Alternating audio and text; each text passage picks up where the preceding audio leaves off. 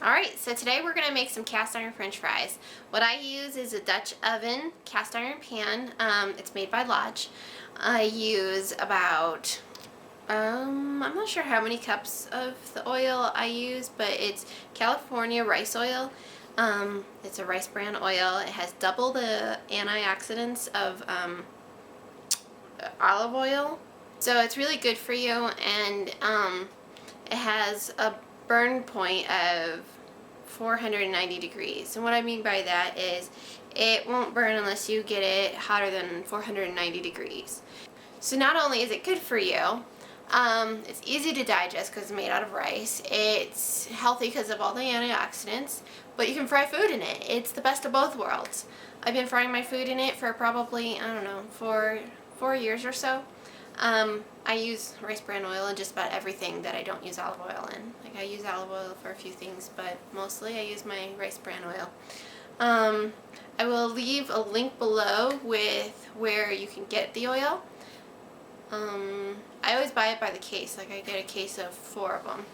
I guess that's about it. We can get started now. First, I'm going to peel 5 potatoes. I probably really only need 3 for one batch of fries, but I'm going to make a lot of fries.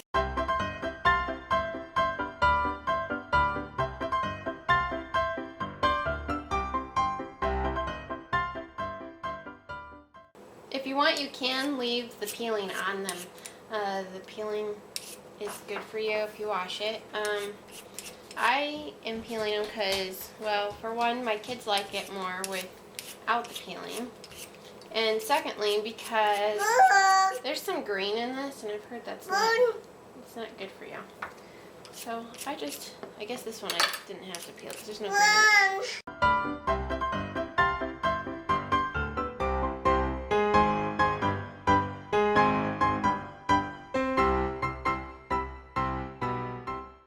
Alright, next I'm going to rinse off my potatoes and then cut them. I never throw this kind of stuff away. I always compost it. That way it's not such a waste. And you see this? This doesn't look very clean. But this is just like a thing for a fryer. I used to have a fryer and it broke fairly quickly. After that, I just saved it to use with my cast iron. Alright, I'm going to cut the potatoes now.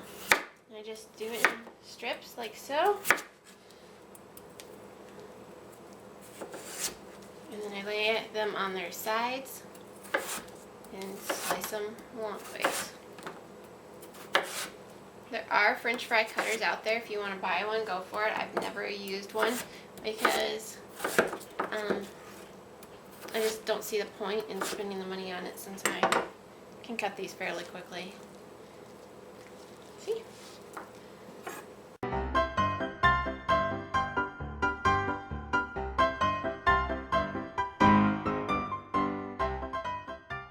going to take a break from cutting that to do a step I meant to do before. Here's my cast iron pan. You might see that it looks a little dirty.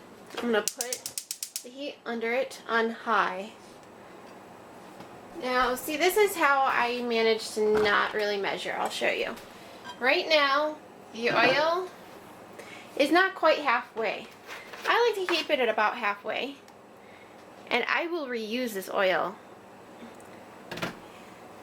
I only clean this pan probably twice a year. That might sound gross to you, but when you're cooking on high heat like this, and you only are cooking a vegetable like with the potatoes, that's all I will cook in this. I won't use this pan for cooking meat or anything.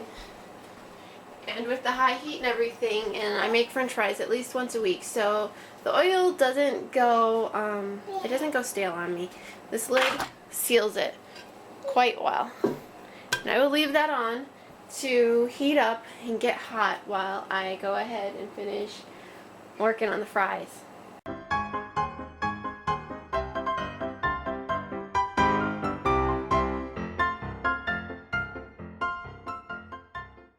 Okay, so that's 3 fries. And see how my basket's pretty full? I probably will only put a few more in there right now. So I'll probably put like 3.5 potatoes in there. And I will definitely make more than one batch because I have 4 kids, ages 1, 3, 5, and 7, and they eat quite a bit of food. Alright, it's now been 10 minutes since the oil's been preheating. It's really hot. I'm sorry, but I don't really know how hot it is.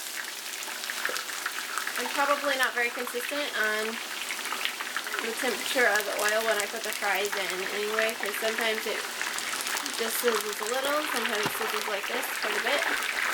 And you kind of have to get the oil used to the fries because I can't even set this down right now, it's so hot.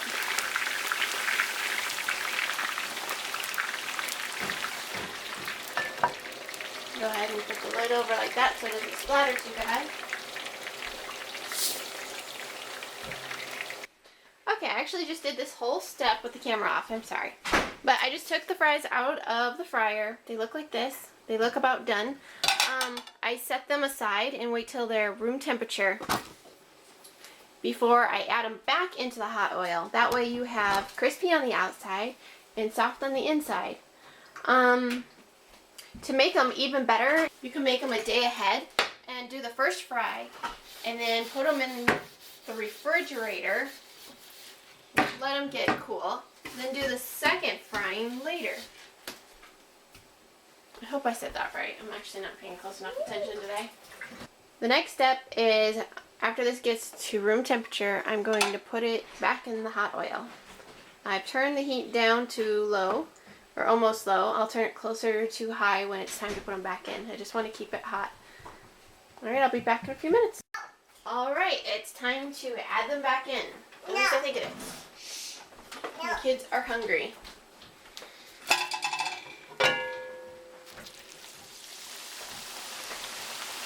Turned it back to high just now.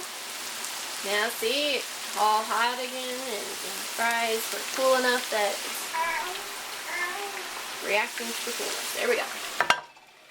It's only going to take probably a couple of minutes at this point, if that. Okay, it's now been 2 minutes. I'm going to check them. Oh, crud. Okay, so really, 2 minutes is too long. When the oil is that hot, you're probably going to want to just do 1 minute. And then salt them right away while the oil is still hot. That way the salt sticks better.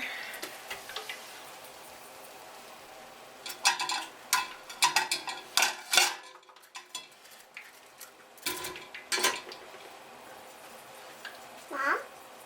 Alright, first batch is now done. I'm going to go ahead and start another one.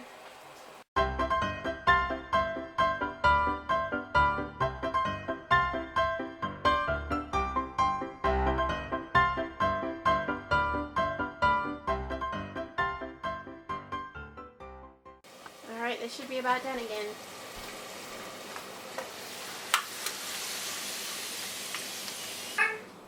If you'd like, while they're still hot, you can add some Colby Jack cheese to them and it'll actually melt. Finely shredded, of course.